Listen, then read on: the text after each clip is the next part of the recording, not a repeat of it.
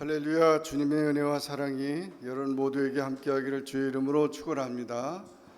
오늘 제목을 다 같이 따라하겠습니다. 예수님의 마음. 이번 주간은 매년 7월 4일은 독립기념일로 인디펜던스 데이로 미국 연방 공휴일입니다.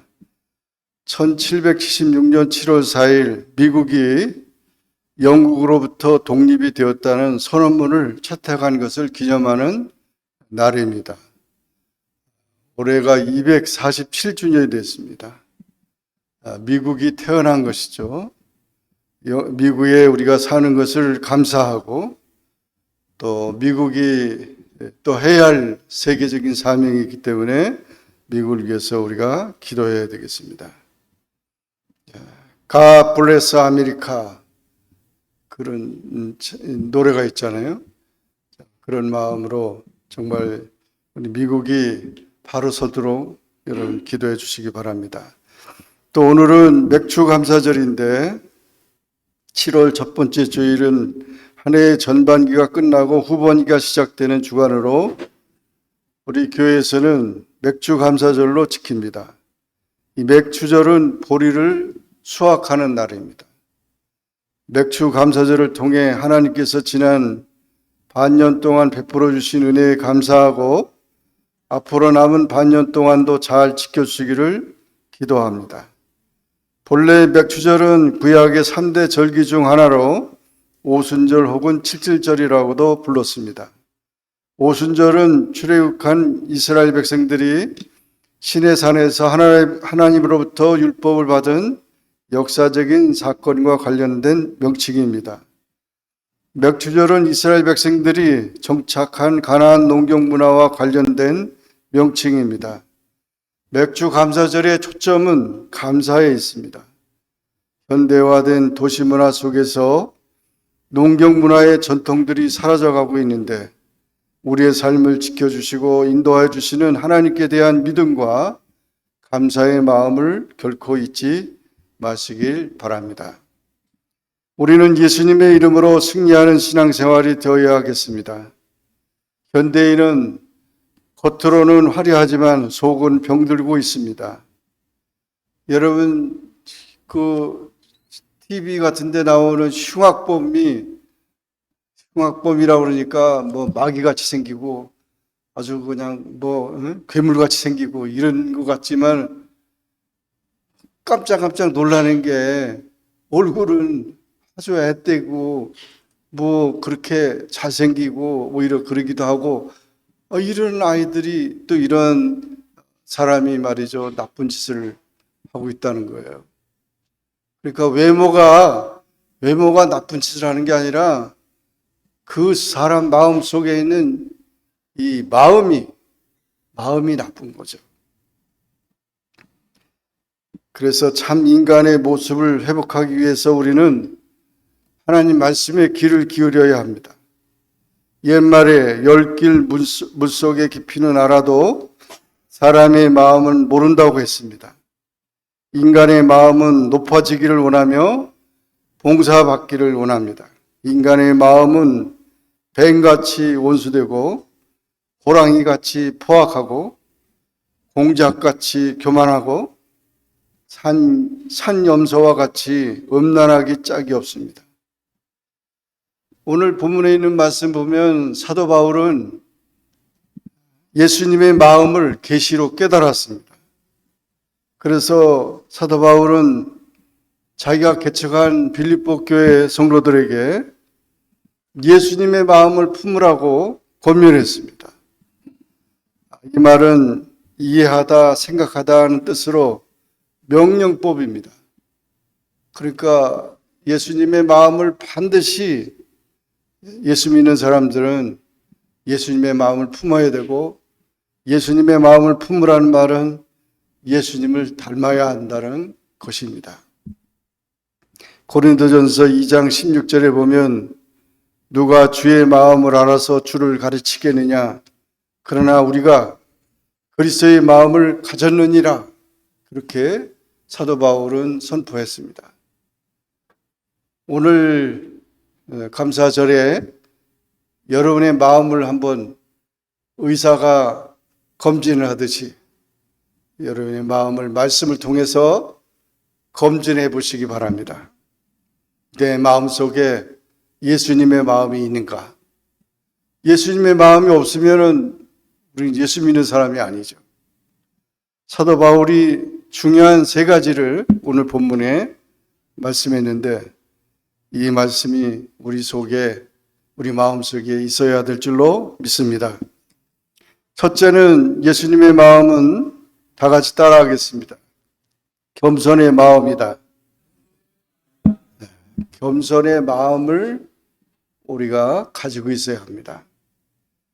여기 2장 9절에 보면 아무 일이든지 다툼이나 허용으로 하지 말고 그런 말이 있는데, 다투는 자하고 허용에 있는 사람은 겸손한 마음이 아닙니다. 교회를 분열시키는 것이 다툼이나 허용이라면 교회를 연합시키는 것은 겸손입니다. 겸손은 소통과 연합의 능력입니다. 그래서 교회 와가지고 계속 싸우고 교회 와서 자기 자랑하고 이러는 사람은 아직도 예수님의 마음을 품지 못한 것입니다. 그래서 항상 우리는 교회 생활할 때, 또 가정에서 우리가 예수 믿는 사람으로 살아갈 때 우리는 그런 다투기를 좋아하거나 그런 허용에 들떠있는 그런 마음을 가져서는 안 됩니다. 그 마음은 버리고 예수님의 겸손의 마음을 가져야 될 것입니다. 또 여기 본문의 말씀 보니까 각각 자기보다 남을 낫게 여기고 각각 자기를 돌아볼 뿐더러 또한 각각 다른 사람의 일을 돌아보아 나의 기쁨을 충만케 하라. 다른 사람을 나보다 낫게 여기는, 우리 사람들은 흔히 경쟁하듯이 운동선수가 또는 경쟁하는 사람들은 남을 무조건 깔봅니다. 그래서 너는 나하고 상대가 안 돼. 너는 그냥 내가 바로 너를 아주 그냥 납작하게 만들 거야. 이게 세상의 논리예요. 근데 우리 그리스도인들은 그렇게 사람을 무시하면 안 됩니다. 높여야 합니다. 여기 분명히 예수님의 겸손은 남을 낮게 여기라고 그러고 각 사람을 돌아보아 나의 기쁨을 충만하게 하라. 항상 높여야 돼요.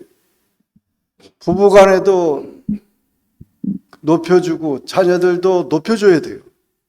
그런데 막 그냥 욕을 해가면서 막 비하해가면서 막 이렇게 무시를 하고 이러면 안 됩니다. 그거는 겸손이 아닙니다. 우리는 겸손의 마음을 찾아야 돼요. 겸손의 마음은 남을 낮게 여긴다는 말은 그 사람을 배려해주고 그 사람을 존경하는 겁니다.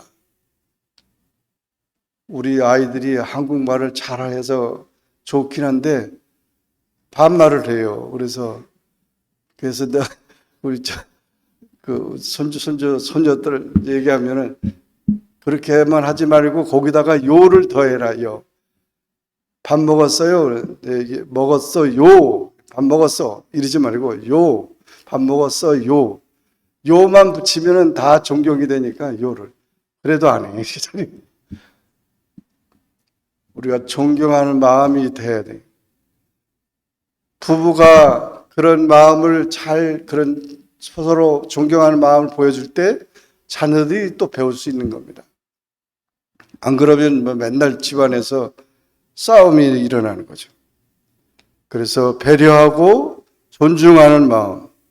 겸손은 나와 너를 가로막는 담을 허물고 고를 메우며 한 마음 한 뜻 되게 합니다. 또 본문의 말씀 보면 그는 근본 하나님의 본체시나 하나님과 동등됨을 취할 것으로 여기지 아니하시고 오히려 자기를 비워 종의 형체를 가져 사람들과 같이 되었고 사람의 모양으로 나타나셨음에 자기를 낮추시고. 예수님은 하나님의 본체라고 그랬어요.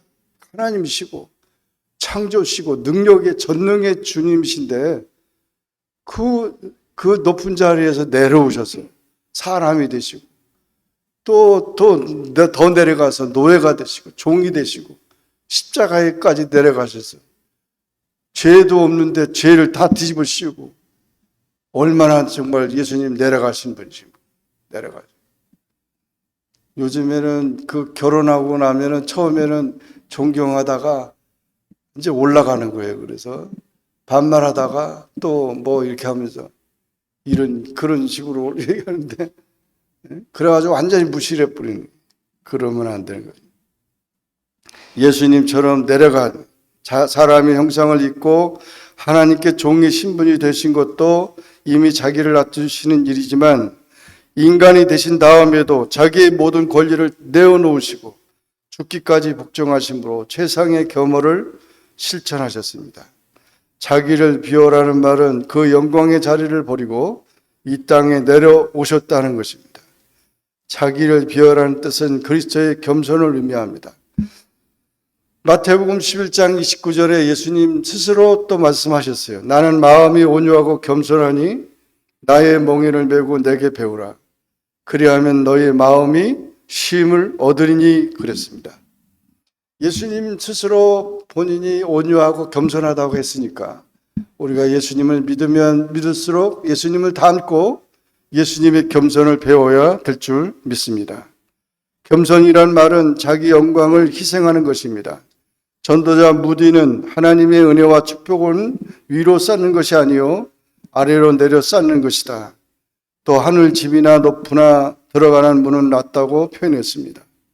인간의 겸손한 마음을 강조한 것입니다. 이와 같은 겸손한 자를 하나님은 높이십니다. 하나님께서는 예수님을 지극히 높이시고 모든 뛰어난 이름을 예수님께 주셨습니다.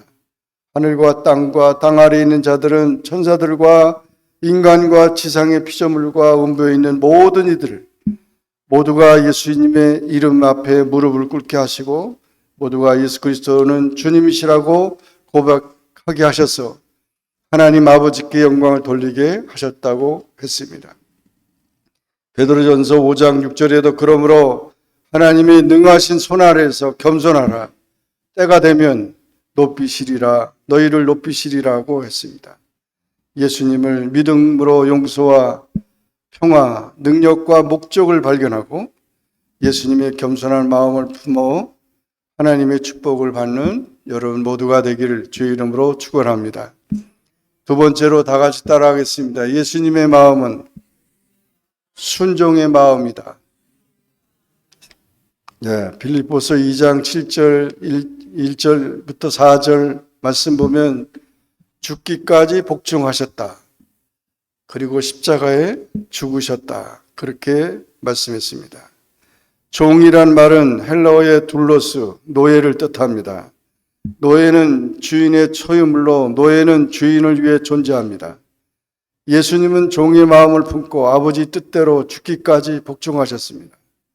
이는 우리를 구원하고자 자기를 비움으로써 그분에게 생겼던 변화에 따른 삶이자 태도였습니다. 만물의 주권자께서는 인생을 취하면서 스스로 행하기를 포기하고 오직 아버지 뜻대로 행하셨습니다. 요한복음 6장 38절 39절에 보면 내가 하늘로서 내려온 것은 내 뜻을 행하려 함이 아니요 나를 보내신 이의 뜻을 행하려 함이니라. 나를 보내신 이의 뜻은 내게 주신 자 중에 내가 하나도 잃어버리지 아니하고 마지막 날에 다시 살리는 이것이니라 했습니다. 정말 우리 신앙생활은 순종하는 생활입니다. 순종이라는 말은 여기 얘기한 것처럼 내 뜻을 내세우는 게 아니에요. 내 주장, 내 고집, 내 그 생각이 앞세운 것은 신앙생활하는데 가장 어려움을 당하는 거예요. 빨리 그것을 포기를 해야 돼요. 포기하지 않으면 신앙생활이 어렵고 또 우리가 예수님을 닮을 수가 없어요.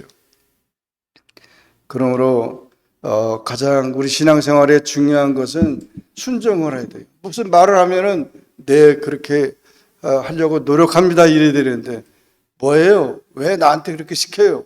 뭐 이렇게 삐쩍대고 이러면은 그거는 순종이 아니에요. 이 우리 사람이 말이죠.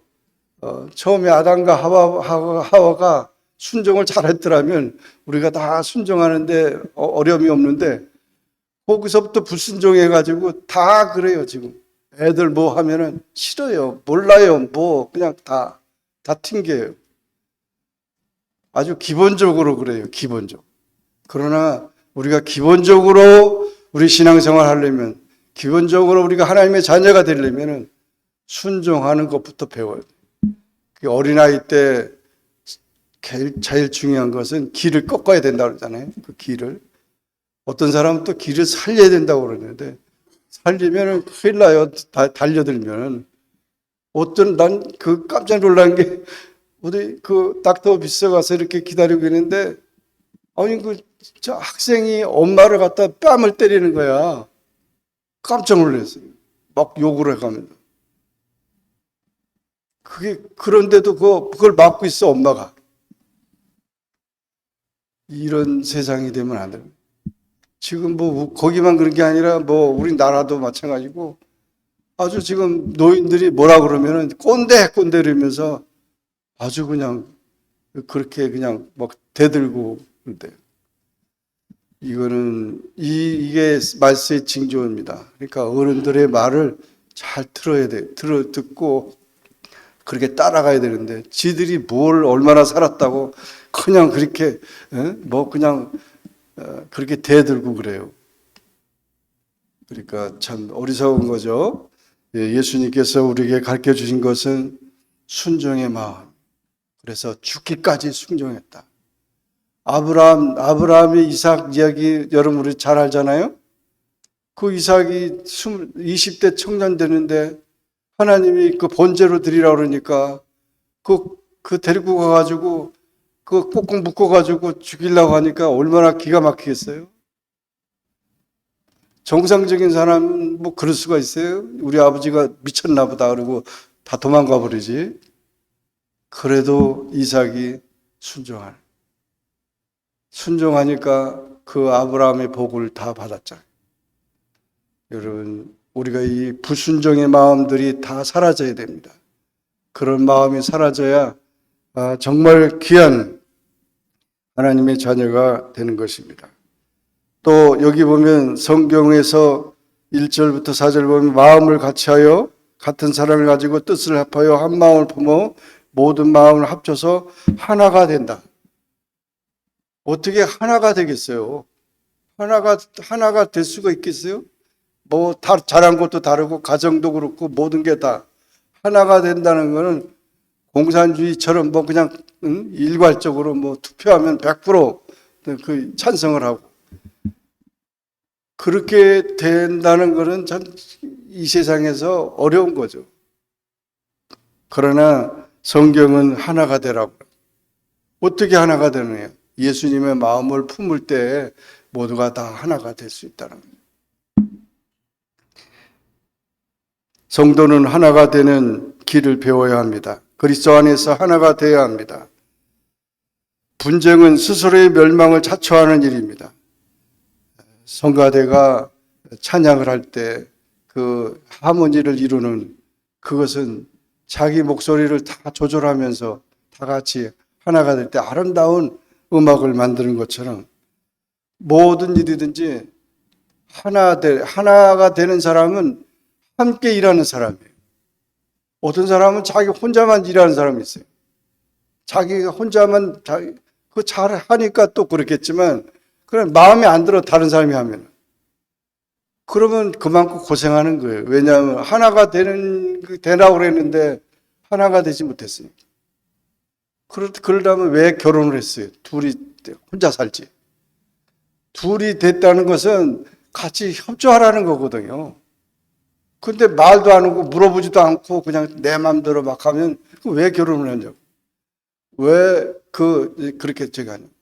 교회 생활도 마찬가지고 모든 일들을 우리가 서로 물어가면서 서로 하나 되도록 노력해야 되는 겁니다. 함께 일하는 것이 굉장히 중요합니다. 함께 일하지 못하는 사람은 어디 가나 함께 일하지 못해요. 어디 가나 환영받지 못해요. 그러니까 같이 조화를 이루면서 일해야 된다. 한 마음을 품되 아무리든지 다툼이나 이기심이나 허영이나 교만을 하지 말고 바로 남을 돌아보므로 우리가 서로 한 마음이 될 수가 있다는 것입니다. 상처를 주지 말고 오히려 한 마음이 되도록 노력해야 합니다. 순종은 하나님과 이스라엘이 맺은 언약의 핵심입니다. 순종이 제사보다 낫고 말씀을 따르는 것이 순양의 기름보다 낫다고 사무엘상 15장 22절에 말씀했습니다. 히브리서 5장 8절에는 그는 아드님이시지만은 고난을 당하심으로 순종을 배우셨습니다. 예수님은 어려서부터 부모님에게 순종하기를 배웠습니다.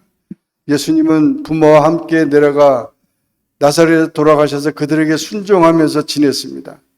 결정적인 순간에도 자신의 뜻을 이루기보다 하나님의 뜻을 이루기를 선택했습니다. 나의 아버지, 하실 수만 있으면 이 잔을 내게서 지나가게 해 주십시오. 그러나 내 뜻대로 하지 마시고 아버지 뜻대로 해 주시길 바랍니다. 우리는 참 하나님만을 경배하고 섬겨야 합니다. 중세 수도원에서는 3가지 선서를 했다고 합니다. 절대 숙명, 절대 순결, 절대 청빈. 그것을 모로 그 수도원에서 그런 훈련을 받았다고 하는 것입니다. 노벨은 화약을 발명하고 양심의 가책을 받아 벌어들인 많은 돈을 기탁하며 지금까지 노벨상을 주게 했습니다. 정말 이와 같이 순종하는 마음, 이것이 예수님의 마음입니다. 우리 마음속에 이 순종의 마음이 더 풍성히 임하기를 주의 이름으로 축원합니다. 마지막으로 3번째 다 같이 따라하겠습니다. 예수님의 마음은 사랑의 마음이다. 빌립보서 2장 8절 사람의 모양으로 나타나사 자기를 낮추시고 죽기까지 복종하셨으니 그 십자가의 죽으심이라. 우리를 사랑하시며 죄인의 십자가를 겸손히 죗값으로 지신 것입니다. 십자가의 마음이란 하나님의 뜻을 위해서라면 생명까지도 기꺼이 드리는 마음입니다. 히브리서 12장 2절에 믿음의 주여 또 온전케 하시는 이 예수를 바라보자.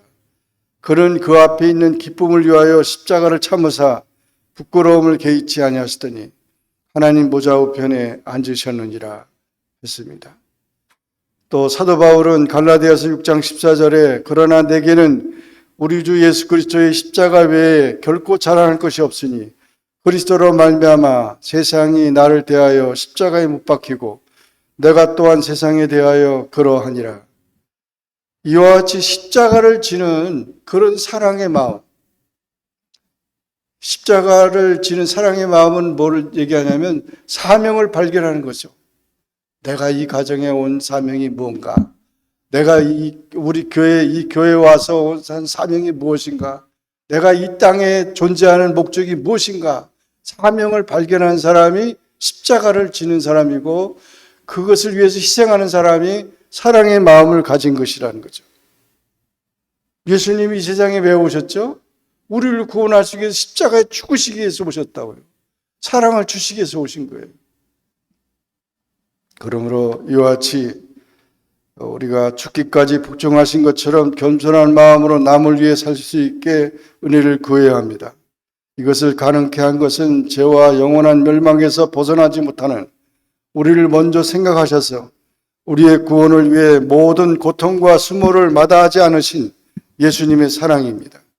요한복음 10장 18절에서 내게서 빼앗는 자가 있는 것이 아니라 스스로 버리노라 말씀하신 것처럼 우리를 너무나도 소중히 여기셔서 우리를 위해 자신의 귀한 목숨까지 버리신 예수님의 숭고한 겸손한 모습인 것입니다.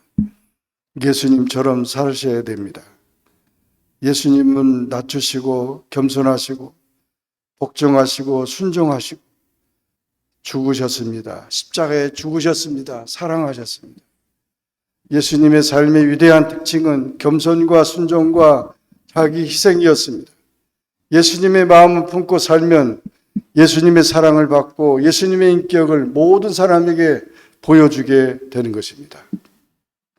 어느 일본 화가가 예수님의 초상화 중에 바보 예수라는 그림을 그렸습니다. 그 그림에 나타난 예수님의 눈은 사람들을 불쌍히 여겨 너무 많은 눈물을 흘려서 한쪽 눈이 찌그러졌어요. 한쪽 눈이 찌그러져. 그들을 너무 애타게 불러서 입술이 메말라 터져 있어요. 또 모든 것을 다 내어주고 사랑한 나머지 뼈가 앙상하게 드러난 초라하고 볼품없는 모습을 하고 있었습니다. 딸을 너무 사랑해서 딸을 위해 모든 것을 버릴 수 있는 사람을 우리는 딸 바보라고 합니다.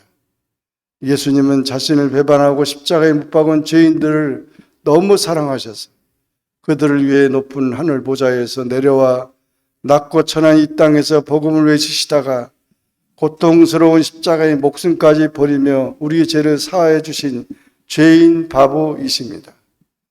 자기 목숨보다 우리의 구원을 더 먼저 생각하셔서 우리를 위해 자신의 모든 영광과 권리를 철저히 비우시고 낮은 데로 임하시는 겸손의 삶을 사신 바보 예수이십니다. 우리도 예수님을 닮은 바보들이 되어야 하겠습니다.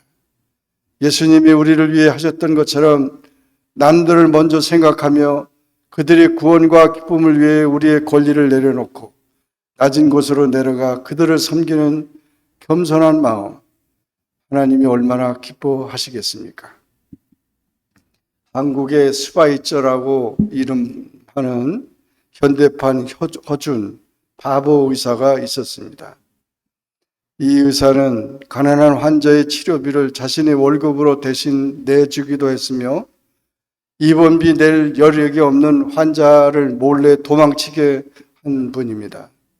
며느리가 혼수로 해온 이불을 춥고 배고픈 학생에게 건네주고 의술 하나로 없는 이들에게 등불이 되었던 사람입니다. 한국의 청십자, 의료보험제도를 처음으로 도입했던 사람입니다. 그리고 그는 40년간 수조를 했습니다. 수많은 유혹이 있었으나 그는 내 반쪽은 단 한 사람이라며 모두 거절하고 수조를 했습니다. 그가 세상을 뜬 지 5년이 돼서야 그의 아들 차남이 그를 대신해 북녘의 아내를 만날 수 있었습니다. 의사는 불쌍하고 가난한 사람들을 위해 존재해야 된다는 것을 깨달았다고 입버릇처럼 말해온 그는 1995년 늦가을 천국으로 떠났습니다. 평생 무소의 삶을 지향했던 우리 시대의 성자 장기려 박사입니다. 그는 소천 직전 이같이 말했습니다. 죽었을 때 물레밖에 남기지 않았다는 간디에 비하면 나는 아직도 가진 것이 너무 많아. 그리고 그의 묘비에는 이렇게 기록하고 있습니다. 일생 주님을 섬기다가 간 믿음의 사람이 여기에 잠들다. 진정 주님을 따라 남을 섬긴 분들은 죽은 후에도 많은 귀감이 되고 많은 도전을 줍니다. 우리가 죽고 나서는 어떨지 상상하며 무엇을 해야 할지 준비하십시오. 주님 죽어서도 부끄럽지 않은 인생이 되게 하소서 기도하는 우리가 되어야 될 것입니다. 여러분, 예수님의 마음은 겸손과 순종과 사랑의 마음, 의사가 여러분의 마음을 진단하듯이 우리의 마음을 진단하면서 그런 것이 부족하지 않는 그런 예수 닮은 우리 모든 성도가 되시기를 주의 이름으로 축원합니다. 기도하겠습니다. 사랑의 주님, 감사합니다. 오늘도 주님 앞에 맥주 감사절로 지키면서 또 미국이 독립기념일을 축하하는 그런 주간이 됐습니다. 또 저희들 이렇게 예수님의 마음을 깨달은 사도 바울을 통해서 우리도 그 마음을 깨닫기를 원하며 또 그 마음을 우리도 갖기를 원합니다. 겸손의 마음을 주시고 순종의 마음을 주시고 사랑의 마음을 주시옵소서. 예수님의 이름으로 간절히 기도하옵나이다. 아멘.